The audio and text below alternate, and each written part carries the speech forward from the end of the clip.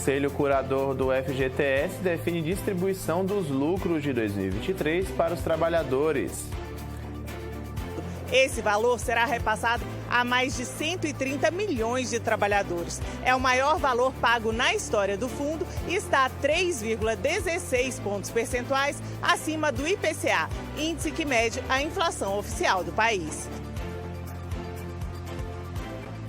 Este é um dos destaques do SB Notícias, segunda edição, que está começando e vai mostrar também saúde. Cerca de 3% da população brasileira convive com glaucoma. O problema é uma das principais causas de cegueira irreversível no mundo. Saiba na edição de hoje quais os cuidados e tratamentos adequados. E ainda conheça mais sobre a capoeira, esporte de origem afro-brasileira que mistura arte marcial, dança e música. São estes os nossos destaques e você pode participar com a gente enviando sua mensagem para o nosso WhatsApp, 7734248766, ou então poste um comentário em sua rede social com a hashtag UN2 que aparece aí embaixo no seu vídeo. Hoje é quinta-feira, 15 de agosto, feriado da padroeira Nossa Senhora das Vitórias, aqui de Vitória da Conquista. O SB Notícias segunda edição começa agora.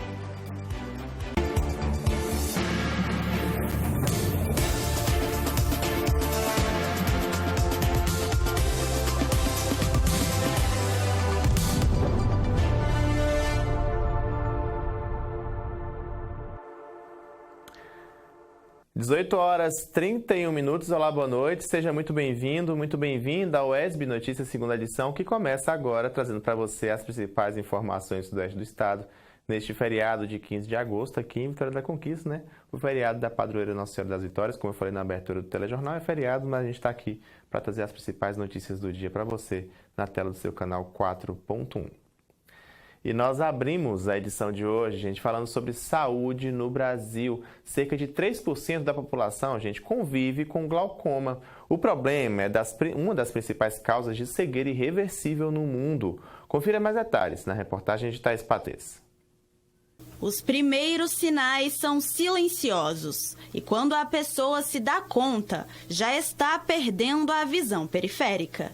O glaucoma é uma doença que afeta diretamente o nervo óptico dos olhos e é a principal causa de cegueira irreversível no mundo. Bom, o glaucoma é uma neuropatia óptica, é uma doença do nervo óptico, certo?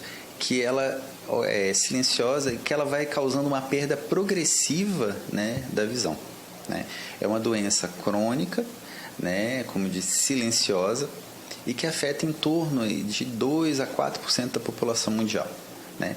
É uma doença que é a maior causa de cegueira não reversível que a gente tem, né? E acomete nessa porcentagem, né, nessa incidência, a população acima de 40 anos. Né? Então, os principais pacientes que existe um risco maior para o glaucoma são depois dos 40 anos. Ela é uma doença que pode acometer todas as faixas etárias, né, mas essencialmente é uma forma mais frequente do glaucoma, que é o glaucoma primário de ângulo aberto, ele acontece mais nessa população após os 40 anos. Cerca de 3% da população brasileira tem glaucoma e uma das principais causas é o fator genético. O glaucoma é uma doença que a causa dela realmente é funcional, são alterações na estrutura ocular que fazem com que o nervo óptico seja comprometido e que o sistema de drenagem, né, de produção e absorção do líquido do humor aquoso, aquele líquidozinho que a gente tem dentro do olho, fique prejudicado, aumentando a pressão do olho e isso aumentando a chance de dano no nervo óptico. Também é importante ficar atento a fatores genéticos, não é isso? Exatamente. A história familiar, né, que são os fatores onde a gente não pode modificar, é super importante, né? Então, se você tem um parente com glaucoma, um irmão, um tio, um pai, isso daí deve acender o sinal de alerta para que você fique mais atento e faça o rastreamento da doença. Entre 2019 e 2023, quase 85 mil brasileiros passaram pela cirurgia, que é o tratamento indicado em casos mais graves da doença. Só no ano passado foram realizadas mais de 20 mil cirurgias, o que equivale a quase 55 cirurgias por dia. De acordo com o Conselho Brasileiro de Oftalmologia, Boa parte dos pacientes diagnosticados com a doença não precisa de cirurgia e consegue estabilizar o quadro apenas com o uso de colírios, como é o caso da dona Neuza, de 67 anos, que foi diagnosticada com glaucoma há mais de 10 anos. Dona Neuza, como que é a visão da senhora agora? Essa visão aí que a senhora foi diagnosticada com glaucoma. Ela não está muito legal, não está muito ruim, também não está muito boa. Porque ela às vezes embaça, fica ruim, e como eu não sabia que era preciso mais usar o colírio, que não tinha pegado mais e nem comprado, não tinha mandado, aí minha visão não é muito boa, não é muito legal. Embaçada. É embaçada. E como que a senhora descobriu que tinha glaucoma? Fazendo os exames, que disse que tinha catarata para operar. Quando eu comecei a fazer os exames, eles descobriram que não podia operar, que tinha a glaucoma. Aí eu fiz pelo SUS. Aí eu fiz um exame particular, o médico foi ter o doutor Fernando, ele falou que podia sim operar. E como ele me operou, aí desse tempo para cá que operou, eu não usei mais o colírio. Agora que eles me pediram para usar, o médico passou para mim e agora estou cadastrando para me pegar. O tratamento do glaucoma, ele consiste basicamente com o uso de colírios. Então, a aplicação, a instilação de colírios, 1, 2, dependendo dos casos, diariamente, e por um tempo prolongado. É uma doença crônica, então o tratamento vai ser feito durante todo o resto da vida, normalmente. Apesar de ser uma doença crônica, a gente vai ter que tratar e vai ter que ser um uso prolongado da medicação, o impacto na qualidade de vida do paciente não é tão grande. Ele vai gastar 20, 30 segundos do dia para fazer a instilação do colírio e ter a certeza que ele vai ter a conservação da visão dele, a manutenção de uma visão com uma qualidade adequada. Josimar está com suspeita do problema, por conta de alguns incômodos que vem sentindo nos últimos dias. E para se prevenir das complicações, marcou exames oftalmológicos. Foi alguns desconfortos que eu tive. Começou com uma leve alergia. E aí vim fazer uma investigação e acabou que descobri uma lesão. E aí está se investigando. E aí os cuidados agora tem que ser redobrados, A realização de exames anuais é a principal recomendação dos especialistas para auxiliar no diagnóstico precoce e tratamento eficaz. Toda doença, quando diagnosticada precocemente, isso facilita o tratamento, e melhora muito o prognóstico da doença. Então, o glaucoma nos pacientes acima de 40 anos, é recomendado sempre avaliação anual, Esses pacientes, qualquer paciente tem que fazer sua avaliação anual. Acima dos 40 anos, a gente tem que ficar mais atento, e se existe alguma história familiar, também ficar mais atento. É importante lembrar que o glaucoma é uma doença silenciosa. Então, assim, o paciente não vai notar alguma alteração, a não ser que exista uma evolução já bem avançada da doença. Então, o diagnóstico é feito por oftalmologista, na avaliação de rotina, você vai ter a suspeição da doença, você vai suspeitar da doença, vai fazer toda a investigação. Pois é preciso sempre acompanhar um médico oftalmologista, fazer os exames, para justamente identificar caso tenha, a pessoa tenha um glaucoma.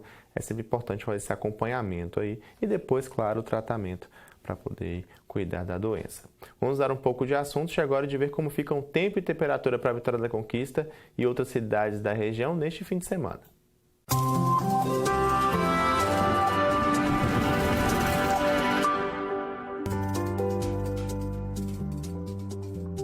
Hoje, em Vitória da Conquista, a previsão é de noite nublada, com possibilidade de chuvas leves. As temperaturas oscilam entre a mínima de 17 e a máxima de 19 graus. Amanhã o tempo é parcialmente ensolarado, mas há sinais de chuva para a cidade. As temperaturas oscilam entre a mínima de 16 graus e a máxima de 24. O sábado é de sol e não deve chover na cidade. Mesmo assim, as temperaturas permanecem baixas e variam entre 24 e 15 graus. Agora você confere como ficam o tempo e a temperatura para outras cidades da região. Amanhã, em Jequié, a previsão é de que o tempo alterne entre sol com nuvens e períodos nublados. Deve chover durante a maior parte do dia. As temperaturas oscilam entre 19 e 26 graus. Em Tapetinga, a expectativa é de tempo parcialmente ensolarado, mas não se engane, há sinais de chuva para a cidade. Por isso, ao sair de casa, leve o guarda-chuvas. As temperaturas variam entre a mínima de 19 graus e a máxima de 28. Em Barra da Estiva, a previsão é parecida. Apesar do sol aparecer, há chances de chuvas leves e as temperaturas oscilam entre 16 e 23 graus. Vamos fazer um intervalo. No próximo bloco você vai ver que o mestrado profissional em letras da UESB abriu inscrições para novos candidatos. E ainda o Conselho Curador do FGTS define distribuição dos lucros de 2023 para os trabalhadores. Mais detalhes eu te trago no próximo bloco.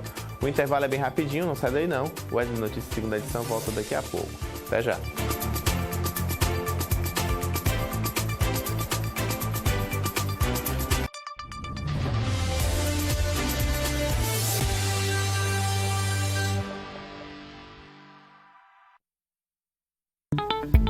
Você sabia que na UESB você pode fazer graduação, especialização, mestrado, doutorado e pós-doutorado sem pagar nada?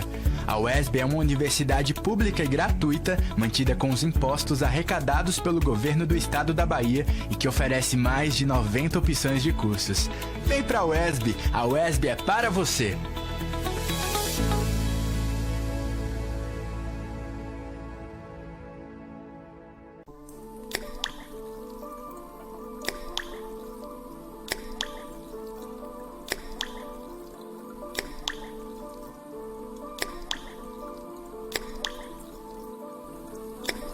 Uma torneira pingando representa mais de 20 litros de água desperdiçados em apenas um dia. Economize água.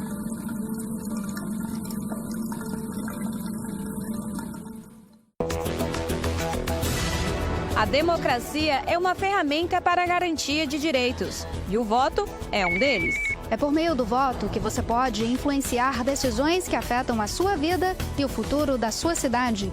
E o jornalismo público é essencial neste processo, ouvindo as suas demandas e analisando as propostas dos candidatos. Garantindo a informação precisa, para que você tome a sua decisão e exerça o seu direito com consciência. Eleições 2024 é na TV UESB. A democracia começa com seu voto.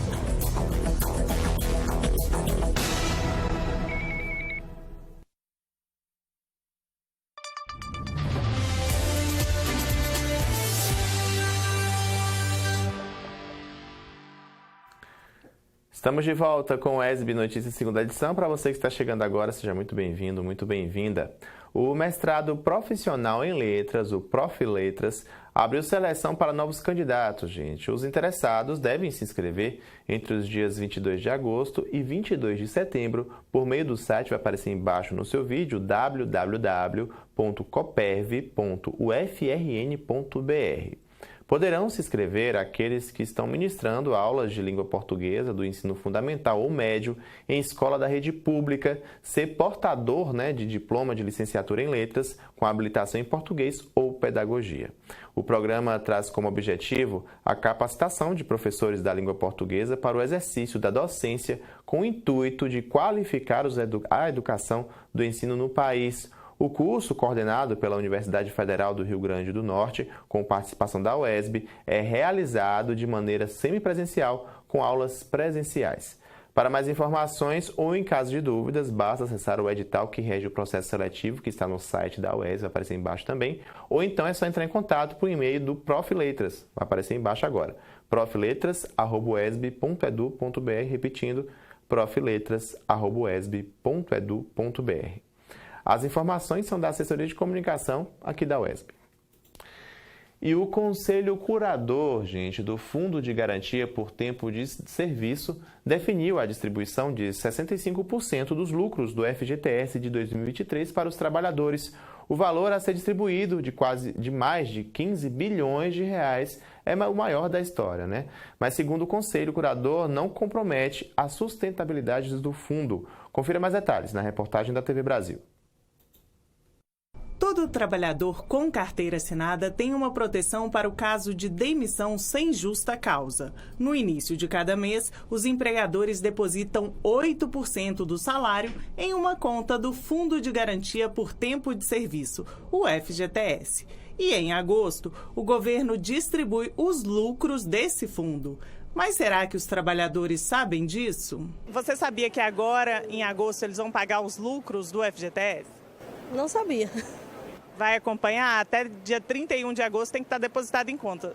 Ah, sim. Então vou acompanhar. Que eu olho sempre, né? Geralmente dia 20 sempre cai, né?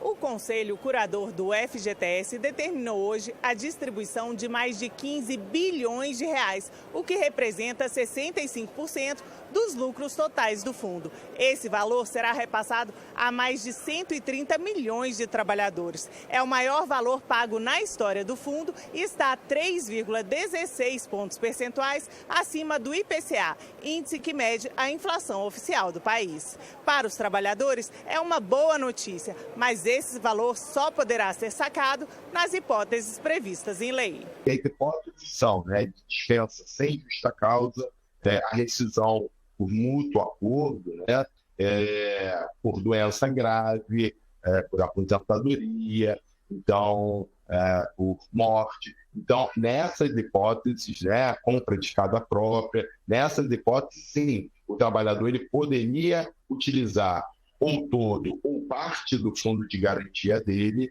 para benefício próprio. O lucro deverá ser depositado nas contas do FGTS que tinham saldo em 31 de dezembro de 2023 até o dia 31 de agosto deste ano. Para verificar o valor, é possível acessar o aplicativo do FGTS pelo celular ou pedir um extrato da conta em uma agência da Caixa. Na verdade, é um rendimento que vai se somar ao valor já depositado, o valor que ele já tem lá, com saldo de fundo de garantia. E esse valor ele não tem uma retirada imediata, ele vai ficar lá, aportado lá no saldo dele do fundo de garantia, vai se somar ao que ele já tem lá.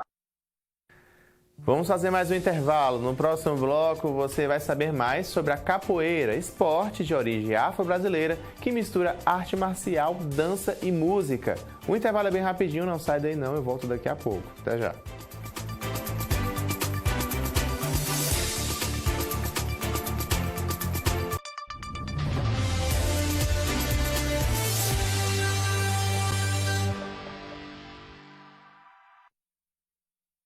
Esse é o Aedes aegypti, mosquito responsável por 3 doenças. Mas uma delas tem crescido rapidamente por todo o país: a dengue. Os criadouros deste mosquito podem estar na sua casa. Por isso é bom tomar alguns cuidados. Vire para baixo tudo que pode acumular água em seu quintal. Põe areia nos pratos dos vasos de planta. Limpe as calhas e bebedouros de animais e mantenha as caixas d'água sempre bem fechadas. Todo dia é dia de combater a dengue. Juntos, nós podemos combater o mosquito.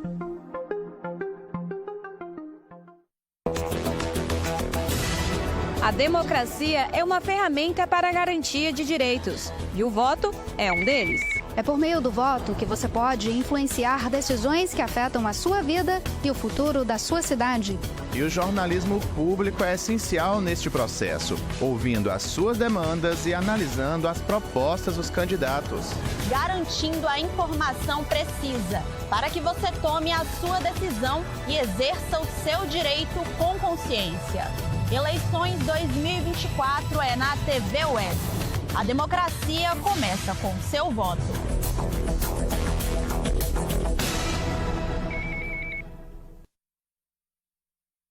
Música de qualidade, informação com responsabilidade, valorização da cultura regional. Sintonize a UESB FM em Jequié, 106.1 e curta o melhor conteúdo 24 horas. UESB FM, informação, formação e conhecimento.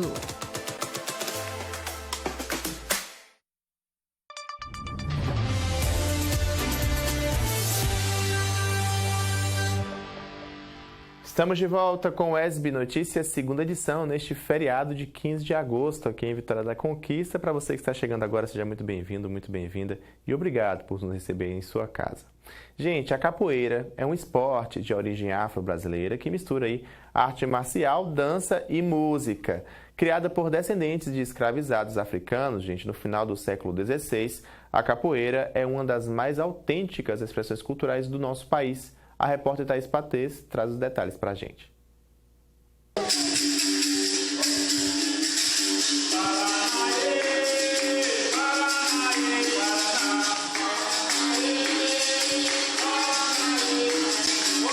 O toque do berimbau não deixa dúvidas. Estamos diante de uma roda de capoeira, uma das principais manifestações culturais brasileiras, reconhecida mundialmente como prática que une esporte, arte, cultura e resistência. Capoeira é a nossa arte marcial genuinamente brasileira, é considerada uma cultura da diáspora, né?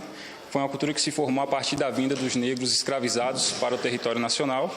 E hoje em dia a capoeira é a minha filosofia de vida, é a minha profissão e resgate de pessoas, né? Eu conheço muitas pessoas que a partir da capoeira se curaram da depressão, saíram do submundo das drogas, né? Mudaram completamente suas vidas.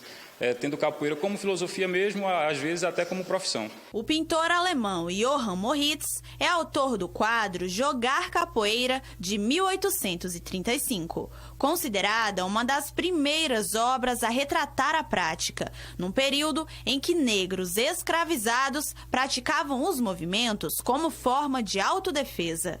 Até a abolição da escravatura, os capoeiristas eram punidos com penas de até 300 açoites. E para manter viva a expressão longe dos escravocratas, a capoeira passou a ser praticada em áreas distantes das fazendas. Até 1937, a capoeira era proibida no Brasil e considerada uma prática subversiva e violenta. Por esse motivo, surgiu a tradição dos apelidos entre os praticantes. Quem explicou sobre isso foi o Daniel, capoeirista há 20 anos e apelidado de Mola. Os apelidos surgiram a partir de uma necessidade de disfarce, né? Na década de 30, até a década de 30, a capoeira era proibida, era criminalizada. Então eu não podia chegar no meio da rua e chamar por Manuel Henrique Pereira, por exemplo, e dizer que ele era capoeirista, porque Manuel Henrique Pereira tinha um CPF. Porém, besouro não tinha. Então ficava difícil capturar besouro, chegar a prender besouro e colocar besouro no registro. Surgiu dessa necessidade de disfarce, né? A musicalidade é outra característica marcante na capoeira. Além do berimbau, outros instrumentos como atabaque, agogô e pandeiro dão o tom e a emoção da roda de capoeira. Além disso, segundo Mola, a música também é uma forma de comunicação entre os capoeiristas. Outra curiosidade é que a capoeira pode ser praticada nas modalidades Angola, regional ou contemporânea. O baiano Mestre Bimba foi uma das figuras emblemáticas da capoeira regional, responsável por seu surgimento e pela sistematização do ensino de capoeira. Junto a ele estão outros grandes mestres, como Pastinha, Traíra e Cobrinha Verde. Capoeira contemporânea foi uma criação de um mestre baiano no estado do Rio de Janeiro, chamado Mestre Camisa, né? Atualmente está em todos os países do mundo, mas tem como ascendente a capoeira regional do Mestre Bimba, que é uma capoeira mais voltada para o combate, né? Mestre Bimba criou a capoeira regional a partir do momento que ele percebeu que a capoeira Angola estava ficando folclorizada, tinha virado apresentação para turista. Não tirando o mérito da capoeira Angola, né? Mas, ao meu ver, a capoeira regional, a capoeira contemporânea são as capoeiras do momento. E eu também bati um papo sobre a capoeira com integrantes do grupo coordenado por Mola. Gostaria de saber como que começou sua história na capoeira. Bom, eu conheci Mola, né? Ele é meu esposo. A gente se conheceu na musculação e tudo, e ele me apresentou a capoeira. Eu não conhecia nada de capoeira, era toda dura para poder me mexer e tudo. Muita dificuldade com coordenação motora, timidez demais até hoje. Mas assim, hoje eu melhorei bastante. E estou na minha segunda graduação.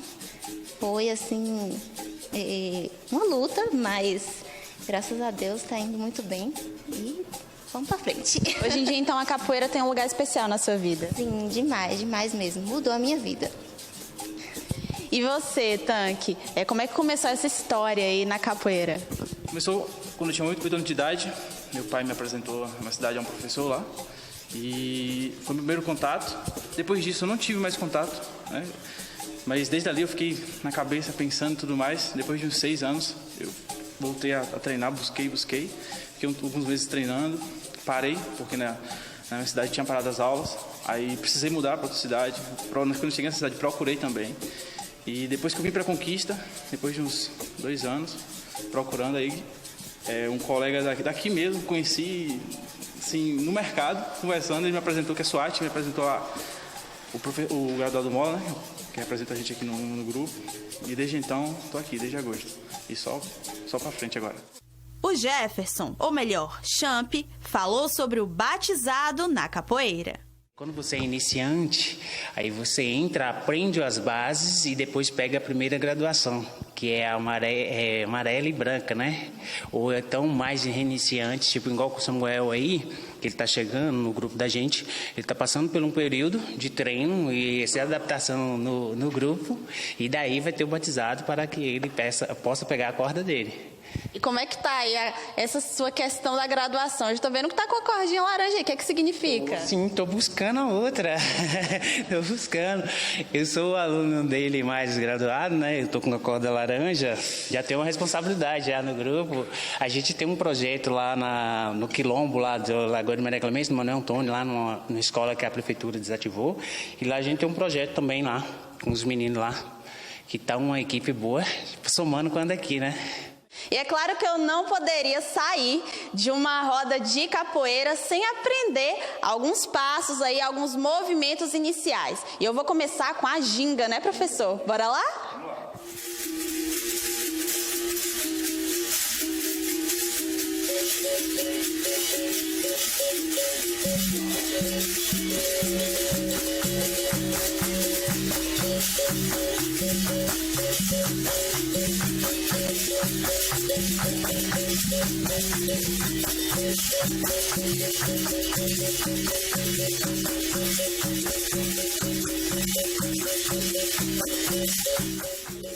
E depois de uma tentativa um pouco frustrada de aprender alguns movimentos, me arrisquei a entrar na roda de capoeira pela primeira vez.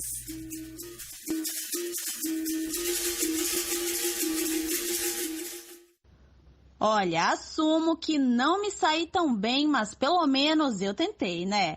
Prefiro continuar de fora, só na torcida, para que essa arte se fortaleça.